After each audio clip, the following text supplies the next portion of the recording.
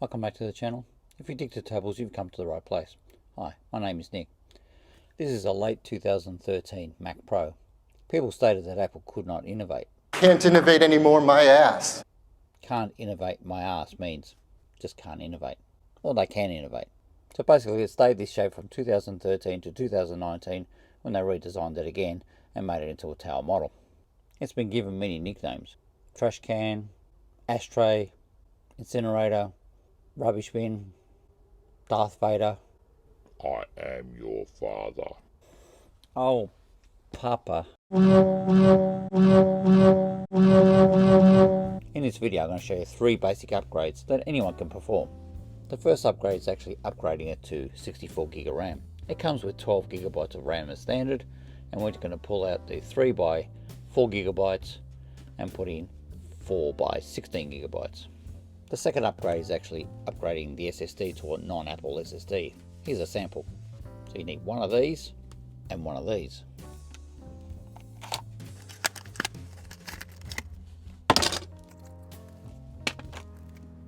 So the M2 SSD is what you require.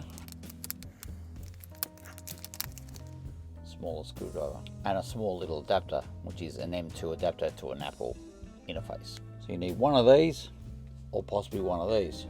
These M2 SSDs can be readily found on the internet. It's just an Intel one. You can use one of the other brands. If it's available, we'll have a link below. The third upgrade is actually upgrading to the latest operating system, which is currently not supported. But with OpenCore Legacy Patcher, you can upgrade to the latest operating system, happens to be Sonoma at this point in time. If you like any of our videos, you can like, share and subscribe and do all the YouTubey stuff. So we're just starting this up so we can see what the specs are. It should be stock standard specs. As you can see there, it's a Mac Pro late 2013. It has a 3.7 quad-core Intel Xeon E5 processor. The RAM is actually 16GB of RAM, and the startup disk is a 256GB SSD, and has a stock standard AMD FirePro D300 2GB x2 graphics cards. So we're not upgrading the graphics card or the processor, although they can be done, but it is quite complicated, and that's not what we're doing today. All we're doing is upgrading the memory from 16GB to 64GB, and the SSD from 256GB to 1TB. So upgrading the memory is very straightforward and shown on many channels, but we're going to show you how to do it here. These are the memory modules we're installing, and they're a 16GB PC3-14900 memory modules, which should give us a total of 64GB. So to upgrade the RAM, just turn it around, undo the lock button, so unlock it,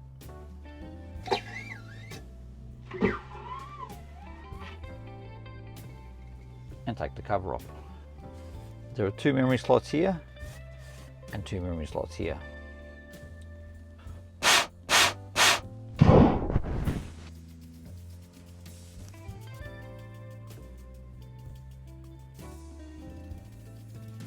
To undo the memory, just press this button here with the arrow, just press it in until it clicks, and the memory will come out as such. Pull out the memory modules like that. Make sure the notches line up, so the label has to be facing the other way. Press in until it clicks in place. Same with the second memory modules. There are 2 guides here at the back. Just line it up with those 2 guides and push in. Push the tab back down until it clicks back in place. Same goes with the other side. Push the tab here and they'll release. Pull these out. Again, make sure the label faces down. You can do the back one first. Label goes down.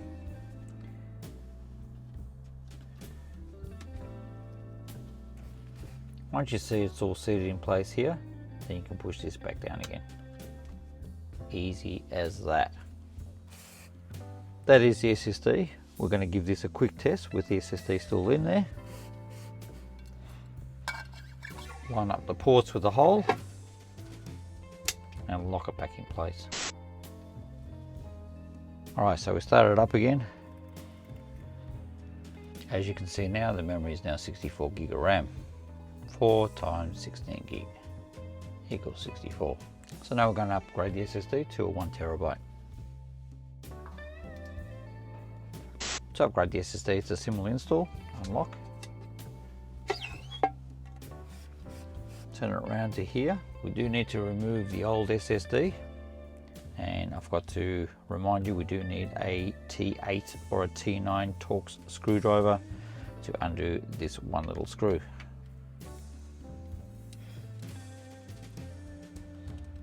Put the small screw aside, make sure you don't lose it. Just slide upwards and out a little bit. Wiggle it and out it comes. And there it is, a whole 256 gigabyte. Original Apple. So remove the new SSD out of the packaging.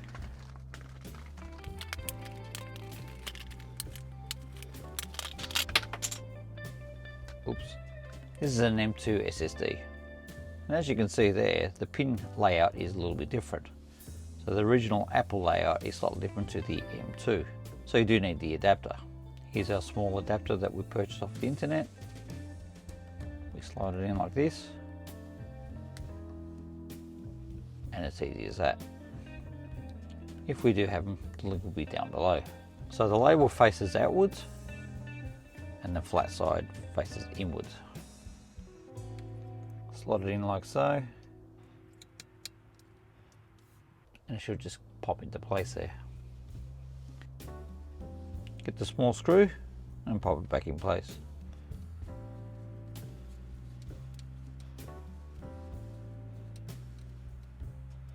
Not going to move.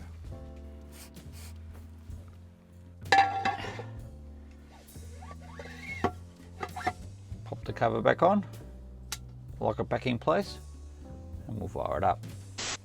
As you can see there, it's flashing question mark folder, which means it can't find an operating system because we put in a brand new SSD. So what we have to do is format it and install off the internet.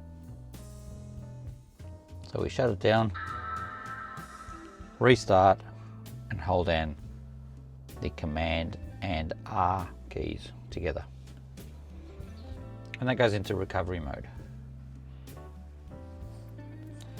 Alright, so what we have to do is choose a network.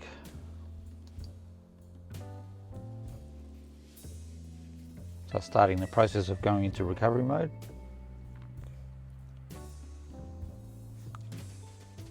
Okay, this might take some time. So what we might do is shut it down and, oh, it's going quick now. There's Australia.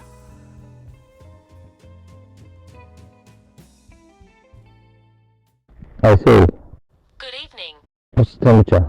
It's currently 11 degrees. See, that's cold. It doesn't seem particularly cold to me.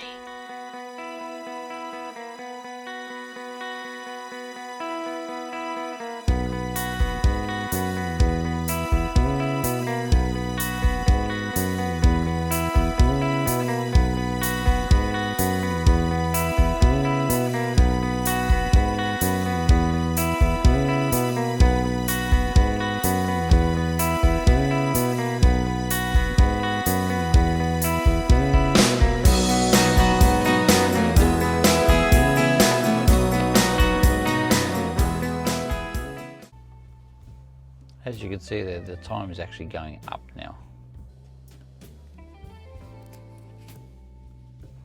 The internet's not that great in our workshop here. So what I might do is shut the machine down, take it to another location where the internet's a little bit better, and try again. So bear with me.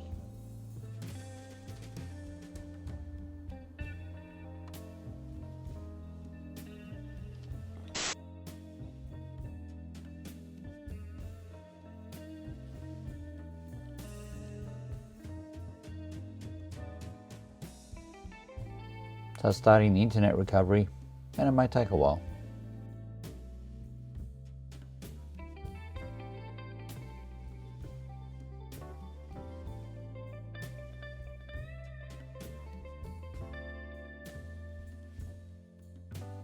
So click on this utility and, oh, I can't see the SSD. So this solution did not work. We even tried another Intel M2 SSD and another adapter. We got the same result, it could not see it. So we have tried this solution before and it did work, but this is all we had on hand. So we're going to try this Apple original SSD that we pulled out of a MacBook Pro.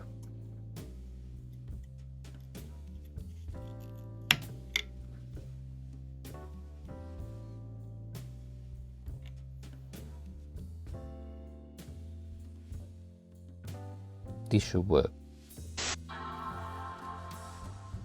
This just finds an operating system on the SSD and it boots fine. There is the login screen. What we'll do now is boot into recovery mode and erase the SSD. So what we're going to do now is erase the hard drive. That's the hard drive name. And click erase.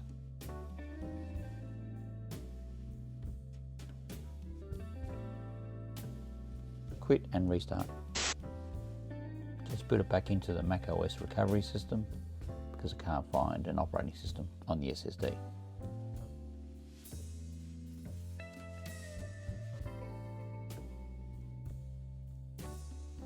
So click on reinstall OS X, which will put a new operating system on the SSD. This will install a fresh copy of OS X Mavericks 10.9.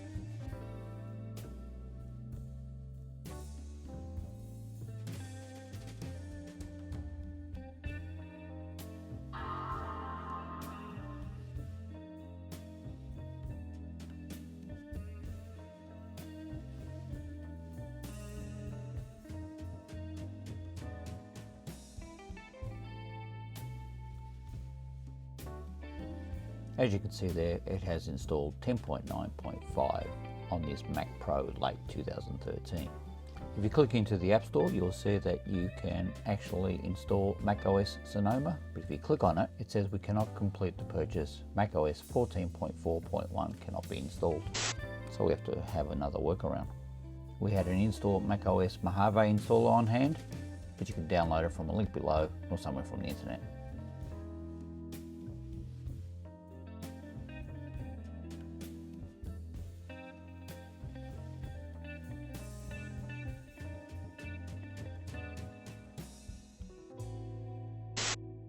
Mojave has finished installing, just click through the usual prompts.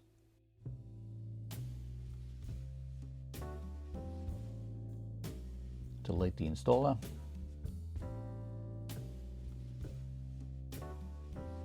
Go to the software update and you'll see there's a macOS Monterey upgrade. So click on the upgrade now button. Only 2 hours. That's when we switch from wireless to Ethernet.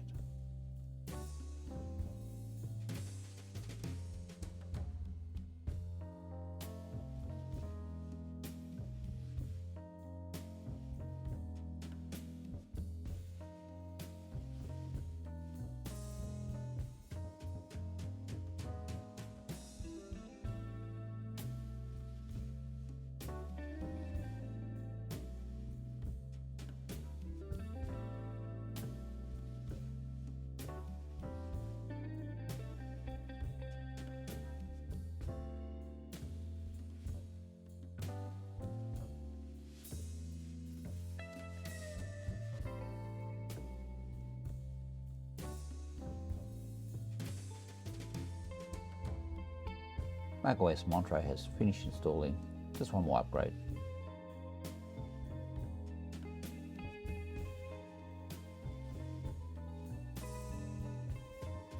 So the Mac's up to date, and that's the end of the upgrade number 2.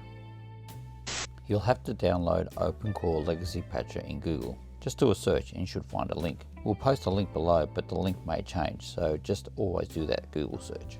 Click on the Getting Started and you'll see a link to download and build macOS installer. This may change by the time you read this.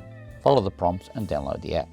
We happen to have OpenCore Legacy Patcher version 1.4.3. This will obviously change by the time you read this. What you require is a USB memory stick, such as this blurry SanDisk memory stick I have here. It has to be at least 16 gigabytes, but 32 gigabytes or above is preferred. I managed to put in a 256 gigabyte SSD into this external CTA USB enclosure. So click on Create macOS Installer, download macOS Installer, and then download macOS 14.4.1 Sonoma and click the download button. This will begin to download the installer.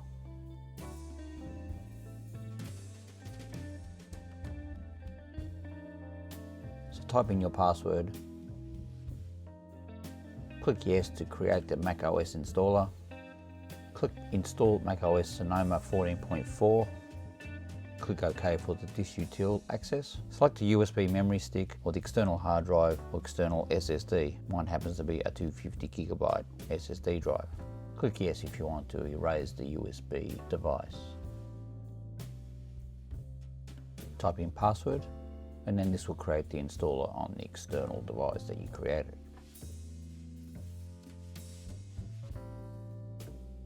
Once it's finished creating the installer, it'll ask you to install OpenCore onto the disk. Click yes. Then click Install to Disk and select Disk 0, the internal SSD that you have. In our case, it's a 500 gigabyte SSD. Select the volume EFI. If you do not have an EFI volume, then you might have to create one. There are videos on YouTube of how to do that. Type in your password,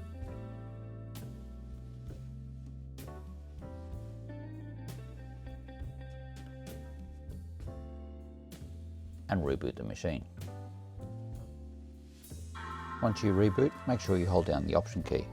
Select EFI boot, then click on the Install macOS Sonoma.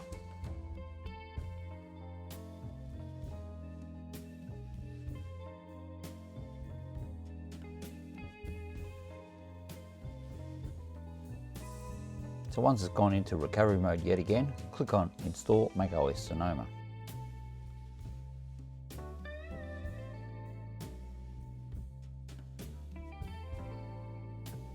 Click on the 500 gigabyte SSD.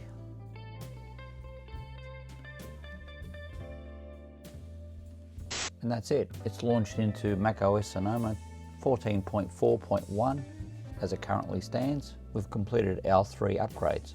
Upgrade to 64 gigabyte RAM total, upgrade to 500 gigabyte SSD, and upgrade to Sonoma 14.4.1.